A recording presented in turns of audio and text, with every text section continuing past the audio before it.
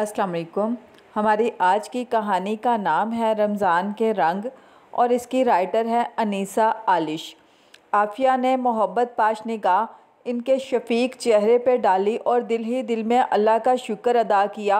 आफिया की जब शादी हुई वो एमए की स्टूडेंट थी।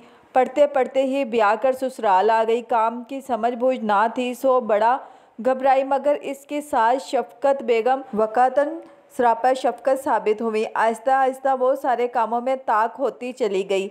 इसके बावजूद उन्होंने ये नहीं किया कि कामों का सारा बोझ बहू के सर पर डालकर खुद बरीउल ज़िम्मा हो गई, बल्कि वो अब भी अव्वल रोज़ की तरह हर काम में इसकी मावनत करती। यूँ तमाम काम बखूबी निमट जाते और वो अल्लाह ताला का शुक्र अदा करते ना थकती।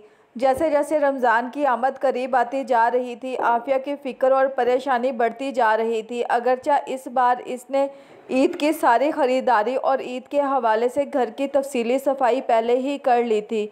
अफ्तार का काफ़ी कुछ सामान फ्रीज़ कर लिया था, मगर बेइत्मीनानी हलकोरे ले रही थी। बिल आखिर रमज़ान की मुबारक साथ आ पहुँची। अगली सुबह सहरी में उठने की फ़िक्र में वो रात भर सही से सो ना सकी। आखिर में इसकी आंख लग गई। अम्मी जान के जगाने पर वो मुँह हाथ धोकर सीधा किचन में चली आई। दिल में ये डर था कि कहीं गैस ना चली जाए।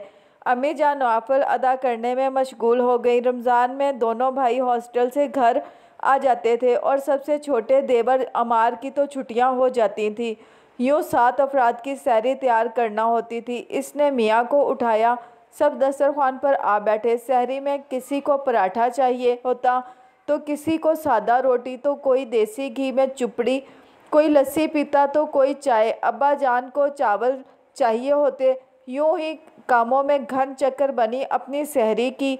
अब्बा जान को अद्वियात पहुंचाई। फजर की बुलंद होती आवाज़ पर वो दिल महसूस कर रह गई। पहली सहरी में ही वो नवाफिल से महरूम रही थी। नमाज फजर अदा करके वो बर्तनों का ढेर धोने किचन चली आई, क्योंकि गंदा किचन छोड़कर वो सुकून की नींद नहीं सो सकती थी। इससे फारिग होकर इसने अपने बड़े बेटे अफ़ान को उठाया कि कारी साहब पढ़ाने आए थे। इस दौरान में वो खुद भी कुरान पाक की तिलावत करती रही। कारी साहब के जाने के बाद अफ़ान के लिए नाश्ता बनाया, इसे स्कूल के लिए तैयार किया तो इसे याद आ गया कि इसे भी रोज़ा रखना था। लो जी, अफ़ान साहब नाराज़, आंखों में आंसू, स्कूल से छुट्टी की धमकी। बड़ी मुश्किल से समझा बुझाकर स्कूल रवाना किया। कमरे में आई तो नन्हा जोहान जाग उठा था।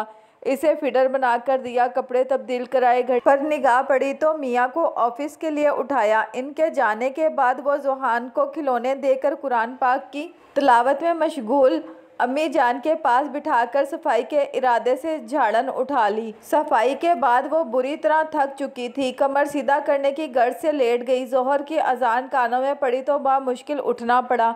अफ़ान को खाना दिया। वो स्कूल से घर लौट चुका था। इसने नमाज जोहर अदा की और कुरान पाक की तलावत करने लगी। अफ़ान और जोहान नींद की वादियों में खो चुके थे। वो इन पर निगाह डालते फ़िक्रमंदी से अफ्तारी की तैयारी के लिए किचन में चली आई।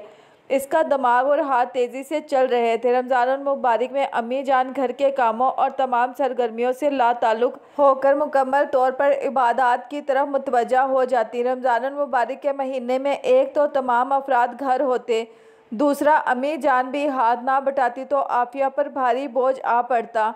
ना नींद पूरी होती, ना ही इबादत को पुरसकून और इत्मीनान से वक्त दे पाती। अजब सी फ़िक्र घेरे रहती। इसका दिल उदासी से भर गया। अपने माह रमज़ान में कितना खुश रहा करती थी। हाय वो बेफिक्री और सुकून से पुररोज़े, काश के फिर से लौट आए। जोहान की आवाज़ इसे हाल में खींच लाई। अफ़ान ट्यूशन चला गया था कि रमज़ान में कम अज़ कम वो इसे नहीं पढ़ा सकती थी, इसलिए मजबूरन ट्यूशन लगवाई। पाँव में लिपटे जोहान के साथ इसने अफ्तारी का सारा सामान तैयार किया। इसका बहुत दिल चाहता था कि वो भी अम्मा की तरह अफ्तार में घंटा भर तक तवील दुआएं मांगे, मगर वाए किस्मत, अमार को गर्मा गर्म पकोड़े चाहिए थे तो मियाँ को ठंडे दही बल्ले, फ्रूट चाट। अफ्तारी तैयार करके भागम दौड़ में दस्तरखान लगाती। अफ्तारी के बाद मर्द हजरात मस्जिद चले जाते। वो नमाज मगरिब अदा करके किचन की राह लेती। अम्मी जान जोहान को लेकर वाक के लिए छत पर चली जाती। किचन का फैलावा समेट कर नमाज इशा और फिर तरावी। इतनी देर में सब मस्जिद से लौट आते। सबको कुछ ना कुछ खाने को चाहिए होता, फिर दूध गर्म करके सबको देना। सब काम निपटा कर सबसे आखिर में वो लेटती और सुबह भी सबसे पहले इसी को उठना होता। जिस दिन मशीन लगा लेती इस दिन थकावट हद से सवा। रमज़ान के बाबरकत जुमे मस्जिद और मोहल्ले के घरों में भिजवाई जाने वाली अफ्तार स्पेशल की नज़र हो जाते। वो शुक्र मनाती थी कि अम्मा रमज़ान में ना किसी की अफ्तार पार्टी कबूल करती थी, ना किसी को दावत देती थी, वरना इसका क्या होता, आखिरी अशरा आन पहुंचा तो अब्बा जान या अम्मी जान इत्काफ बैठ जाते और काम डबल। यूँ आखिरी दिनों तक इस पे गुस्सा, झुंझलाहट और बेजारी तारी हो जाती और वो गिन गिन कर आयाम रमज़ान को अलविदा कहती। मगर हर बार मिलाल बढ़ जाता कि वो रमज़ान का हक़ इस साल भी अदा नहीं कर पाई। नमाज इशा के लिए वज़ू करके लौटी तो हमसाई शमा आई बैठी थी। वो इसे अगले रोज़ होने वाले दर्स में दावत देने आई थी। इसने अपनी मजबूरी बताकर माजरत कर ली। वो दिल ही दिल में खफ़तज़दा थी कि वो शमा को पहले भी यूं ही लौटा चुकी थी। मुँह फट और साफ गो शमा तो फट पड़ी। खूब जानती हूँ तुम्हारी मजबूरी को, तुम्हें कामों में झोंक के तुम्हारी सास खुद सारा दिन जाए नमाज बिछाए बैठी रहती है। शफ़क़त बेगम जो आफिया से कुछ कहने आई थी, अपने नाम का तस्करा सुनकर वहीं रुक गई। अरे ऐसी कोई बात नहीं है, सारा साल अम्मी मेरी मदद करवाती हैं, सिर्फ रमज़ान में वो चाहती हैं कि एक माह पुरसकून होकर सिर्फ इबादत को वक्त दें, तो इसमें क्या मज़ायका है। तो इबादत क्या सिर्फ इनका हक़ है? औलिया इकराम का तो ये मामूल था कि रमज़ान में ग़ुलामों को भी कामों की तख़फ़ीफ़ कर दिया करते थे, और यहाँ उल्टी रीत है कि रमज़ान में सारा बोझ ही तुम पर डाल दिया। ये बात नहीं है शमा, ये मेरा घर है, मेरे अपने लोग हैं, मैं घर के कामों का सवाब भी मिलता है, हकूकुल अबाद भी अदा करने ज़रूरी होते हैं। ये बात अपनी सास को भी समझाओ ना कि घर के कामों का सवाब वो भी ले लें। कहते हैं कि रमज़ान में दूसरों से हमदर्दी का जज्बा पैदा होता है और दिल नरम हो जाता है, जबकि यहाँ तुम्हारी सास का दिल उल्टा पत्थर हो जाता है। खैर, मैं कल बाजी जान से खुसूसी दुआ करवाऊँगी कि वो शफ़क़त बेगम की हदायत के लिए दुआ कर दें। शमा ने आंख मार के शोखी से कहा तो वो भी मुस्कुराए बिना ना रह सकी। ये शमा की बच्ची भी ना। शफ़क़त बेगम खामोशी से वापस लौट गई। इस सारी गुफ्तगू ने इनके दिल की दुनिया को तय व बाला कर डाला था। शमा की बातें उन्हें गुस्सा दिला रही थी, मगर वहीं अपनी बहू की बातों ने इन पर ठंडी फुहार डाल दी थी। उन्होंने सारी मनफियत एक तरफ रख कर सोचा तो उन्हें अपना रवैया वाकई ही गलत लगा। रात तक वो सोचती रही और एक फ़ैसले पर पहुंचकर मुतमईन हो गई। अगली सुबह अम्मी को किचन में पाकर आफिया ने पूछा, कुछ चाहिए आपको? नहीं, जाओ तुम जाकर नवाफिल पढ़ लो, बाकी काम मैं देख लेती हूँ। इसे तज़्बज़ में खड़ा देखकर वो दोबारा गोया हुई। जाओ बेटा, शाबाश। इसका चेहरा खिल उठा। आज इसने पुरसुकून अंदाज में नवाफिल अदा किए। जब दुआ के लिए हाथ उठाए तो एक सुकूनियत सी तारी होती महसूस हुई। सुभान अल्लाह, क्या खूबसूरत वक्त है।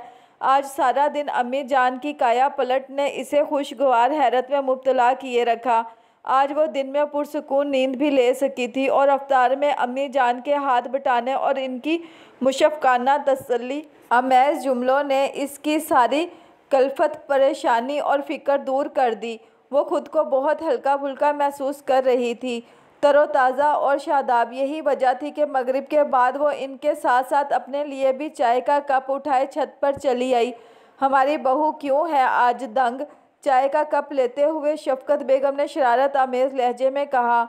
अम्मा दो बाला हो गए हैं रमज़ान के रंग, प्यारी अम्मी जान के संग। इसने इनके गले में बाहें डालते हुए प्यार से कहा तो उन्होंने आफिया के माथे पर बूसा दिया और दोनों मुस्कुरा दिए। आसमान से झांकता चांद भी इस नज़ारे को देखकर खिल उठा और हर सो अपनी चांदनी बखेर दी।